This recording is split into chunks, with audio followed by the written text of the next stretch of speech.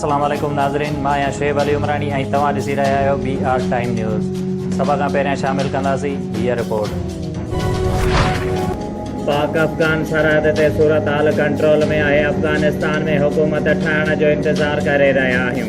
पाक फ़ौज जे तर्जुमान major general बाबर अफ्तार चयो आहे त अफ़गान सरहद ते पाकिस्तान पासो मुकमल तौर ते महफ़ूज़ आहे। हाणे अफ़गानिस्तान जो भारत ॾांहुं असरु ख़तमु थींदो, खिते जी सूरत हाल बि बहितर थींदी। सिंध हुकूमत सूमर खां तालीमी इदारा खोलण जो नोटिफिकेशन जारी करे छॾियो। तालीमी इदारनि में हाज़िरी 50% रहंदी। स्कूलनि जे तदरीसी ऐं गैर तदरीसी अमले जी वैक्सीनेशन खे बि लाज़मी करार ॾिनो वियो। स्कूल हफ़्ते में 6 ॾींहं खुलियल रहंदा। कराचीअ जे इलाइक़े कोरंगीअ में केमिकल फैक्ट्रीअ खे बाहि लॻी वई। 16 पोरियत फ़ौत, जिन जा मड़ जना अस्पताल मुंतक़िल। हिक ई घर जे 4 भातियुनि समेत 9 पोरियतनि जे लाशनि जी सुञाणप थी वई। वाक़िए में 2 इमदादी कारकुन बि ज़ख़्मी थिया। फायर ब्रिगेड अमले जो चवणु आहे त फैक्ट्रीअ जी छित ते वेंदड़ दरवाज़ा ऐं दरियूं बंदि हुअण सबबि जानी नुक़सानु थियो। अक्सर पोरियतनि जो मौत साह ॿूसट जण सबबु थियो। कोरंगीअ में बाहि जी लपेट में आयल फैक्ट्री गैर क़ानूनी तौर रहाइशी इलाइक़े में अॾियल हुजण जो इंकशाफ। KGM मूजिबि केमिकल फैक्ट्री गैर क़ानूनी तौर रहाइशी इलाइक़े में क़ाइमु कई वई आहे। वॾे वज़ीर नोटिस वठंदे लेबर खाते ऐं कमिश्नर कराचीअ खां रिपोर्ट तलब करे वरिती। वफ़ाक़ी घरू वज़ीर शेख रशीद चयो आहे त अफ़गाननि लाइ मुल्क में का बि जॻह ख़ाली न पई थिए। सभु बकवास आहे, सभु ज़िम्मेवारीअ जो सबूत ॾियनि। घरू वज़ारत रुगो होटल्स ख़ाली कराए रही आहे। अफ़गानिस्तान मां ईंदड़ पैसा ॾींदा त रही सघंदा। हेल ताईं रुगो 4000 अफ़गानी आया आहिनि। इस्लामाबाद में प्रेस कॉन्फ्रेंस कंदे शेख रशीद चयो त हुकूमत जे रहियल 2 सालनि दौरान वॾा माण्हू जेल वेंदा। जेके केस रहियल आहिनि सभिनी जा फ़ैसिला थी वेंदा। अमरीका जे सहूलतकार अफ़गाननि समेत लॻभॻि 4000 परॾेहिनि खे कराचीअ में तरसाइण जूं तयारियूं। अफ़गानिस्तान मां निकिरण लाइ अमरीकी ऐं संदसि इत्तहादियुनि जी मदद वारी दरख़्वास्त पाकिस्तान वसूल करे वरिती। समूरनि परॾेहिनि खे अॼु खां मुख़्तलिफ़ उॾामुनि ज़रिए कराची आणे खेनि वीज़ाऊं जारी कयूं वेंदियूं। सिंध हुकूमत परॾेहिनि खे तरसाइण जा बंदोबस्त करण लाइ लाॻापियल इदारनि खे ख़त लिखी छॾियो। अफ़गानिस्तान मां ईंदड़ कुझु परॾेहिनि खे इस्लामाबाद ऐं रावलपिंडीअ में बि तरसाइण जा इंतज़ाम। ॿिन्ही शहरनि जे होटल्स में बुकिंग ते पाबंदी। 40 लख खां वधीक पनाहगीरनि जो भार बर्दाश्त कंदड़ सिंध में अफ़गाननि जी नई लोध अचण जो ख़दशो वधी वियो। इस्तांबुल सरहद वटि हज़ारे अफ़गानी पाकिस्तान में दाख़िल थियण जा मुंतज़र। सिंध जे सानियाबंद ॻणती ज़ाहिर कंदे चयो आहे त पाकिस्तान ईंदड़ सभु अफ़गानी हिकु भेरो ॿीहर कराचीअ जो रुख़ कंदा। खेनि रोकण लाइ क़दम खयां वञनि। अफ़गानिस्तान काबुल एयरपोर्ट ते 2 धमाकनि जे नतीजे में मारिजी वियलनि जो अंगु 100 खां वधी वियो। 150 खां वधीक ज़ख़्मी। मारिजी वियलनि में 13 अमरीकी फ़ौजी बि शामिल।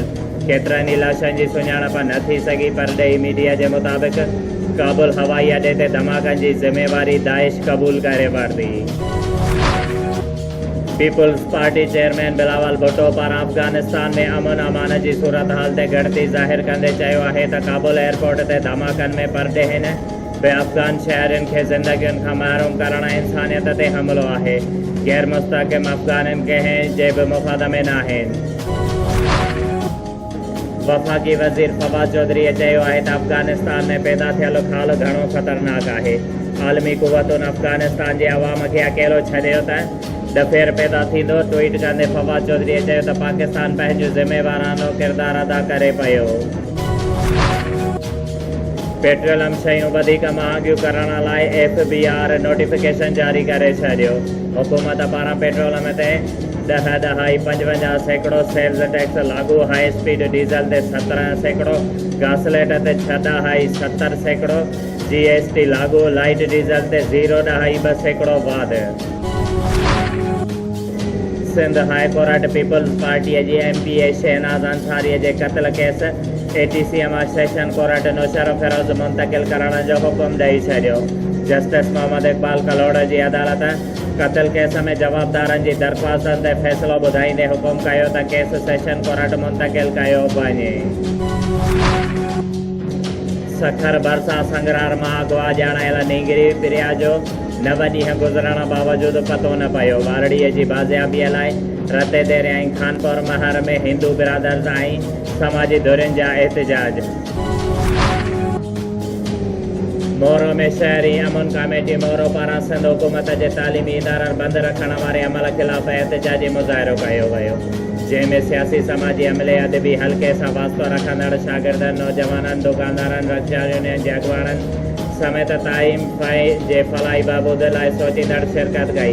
एहतजाजी मुज़ाहिरे जी अॻुवाणी खादिम खोसो मोहम्मद असलम, अमीन आरई, बरकत अली चाना, हाफ़िज़ शमसदीन सुरैब, बदरुद्दीन मेमण, मोहम्मद इसाक़ कोराई, इमामुद्दीन सोलंकी, अलादाद लुंड, उस्ताद काज़ी निसारुल्लाह, सादिक मेमण, मोहसन रज़ा चंद, ममताज़ सोलंकी, असलम कोरेजो, नज़ीर सोलंकी, मोहम्मद हनीफ़ रहमानी ऐं ॿिया करे रहिया हुया, जिते उन्हनि मुतालिबो कयो त सिंध में तालीमी इदारनि खे बिना देर खोले सिंध जे मुस्तक़बिल जे मामारनि खे तालीम ॾिनी वञे।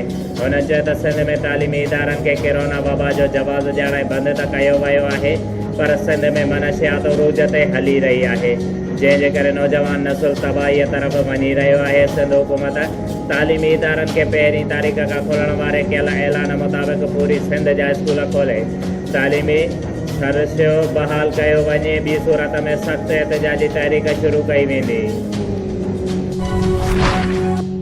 नवाबशाह जे इलाइक़े जमाली कॉलोनी ऐं गुलशन बेटाई कॉलोनीअ जे रहवासियुनि जो इलाइक़े में गुज़िरियल 7 महीननि खां गटरनि जो सफ़ाई न थियण ख़िलाफ़ म्यूनिसिपल कमेटी आॾो निटाइण समेत धरणो हणी वेही रहिया। उन मौक़े ते मुज़ाहिरीन मोइज़ जमाली, मुसव्विर आगरो, वकार मला, अब्दुल सत्तार आगरो, फरमान मला, फरहान कोसो, फराज़ अब्बासी ऐं ॿियनि मीडिया सां ॻाल्हाईंदे चयो त असां पाड़े में गुज़िरियल 7 महीननि खां गटरनि जो गंदो पाणी बीठल आहे, जंहिंजे करे औरतूं पीरसन तोड़े ॿार कंहिं बि कम लाइ घरां ॿाहिरि नथा निकिरी सघनि। हुननि चयो त गटरनि मथां ढकण बि न आहिनि, जंहिंजे करे मासूम ॿार गटरनि में किरण जा वाक़िया रोज़ थींदा रहनि था। हुननि चयो त असां इलाइक़े जे सफ़ाईअ बाबति म्यूनिसिपल कमेटीअ जे ऑफिसरनि वटि लिखत में दरख़्वास्तूं ॾिनियूं आहिनि, पर ऑफिसर कमु कराइण बदिरां रुॻो दिलासा ॾेई रहिया आहिनि। हुननि डिप्टी कमिश्नर ऐं ॿियनि वसवारनि खां मुतालिबो कयो आहे त असांजे इलाइक़े जे फौरन सफ़ाई कराई गटरनि मथां ढकण ॾिना वञनि। ॿी सूरत में म्यूनिसिपल कमेटी ऑफिस जो घेराव कयो वेंदो। नवाबशाह सोसाइटीअ जो रहवासी अब्दुल कादिर सुन्यो सभिनी मुस्लमान भाइरनि खे अपील कंदे चयो आहे त मां नवाबशाह सोसाइटीअ जो रहवासी आहियां। मुंहिंजी नुंहुं सैयदा बीबी जेका कैंसर जहिड़े मोदी मर्ज़ में मुब्तला आहे, जेका हिन वक़्तु नूरेन हॉस्पिटल नवाबशाह में एडमिट आहे, हुन चयो त 8 महीना गुज़रण बावजूदि मुख़्तलिफ़ डॉक्टरनि खां इलाजु करायो आहे, पर को बि फ़र्क़ु अञा नाहे पियो। दवाउनि समेत मां टोटल ख़र्चो 3 लख करे चुको आहियां। ग़रीब मिसकिन हुअण सबबि वधीक ख़र्चो नथो करे सघां। मज़दूरी करे पेट पालींदो आहियां, जॾहिं त हिन वक़्तु खाइण जो अन्न बि विकिणी मूं इलाज लाइ ख़र्चु कयो आहे। हुन वज़ीर आला सिंध चेयरमैन बिलावल भुट्टो ज़रदारी, वज़ीर आज़म इमरान ख़ान ऐं ॿियनि वसवारनि खे अपील कंदे चयो आहे त मूं ग़रीब मिसकिन जी मदद करे मुंहिंजी परेशानी ख़तमु कई वञे। रोज़गार असांखे कराची वियल जिसाफ़ आज़ाद नवाबशाह जो अॻुवाण ज़ाकिर सैतो खे खंबे गुम कयो वियो। नौजवान जो अञा ताईं को बि पतो न पइजी सघियो आहे। उन ई सिलसिले में जिसाफ़ नवाबशाह पारां गुज़िरियल 12 ॾींहं खां नवाबशाह प्रेस क्लब साम्हूं अलामती बुख हड़ताल कई वई। उन मौक़े ते मीडिया सां ॻाल्हाईंदे अॻुवाणनि चयो त जिसकम सीनियर अॻुवाण सरफराज़ मेमण खे खंबे गुम करे ज़ाकिर सैतो जो भाउ साबिर सैतो, इमदाद लिगारी, काशिफ लाखो, अली रज़ा कासकी अली, सैयद नासिर शाह, फराज़ अब्बासी, फरहान कोसो ऐं ॿियनि चयो त शागिर्द अॻुवाण ज़ाकिर सैतो खे कराचीअ में कमाइण लाइ वियो हुयो। संदसि क्वार्टर में अंदरि दाख़िल थी निरसतल ज़ाकिर सैतो खे खंबे गुम कयो वियो आहे।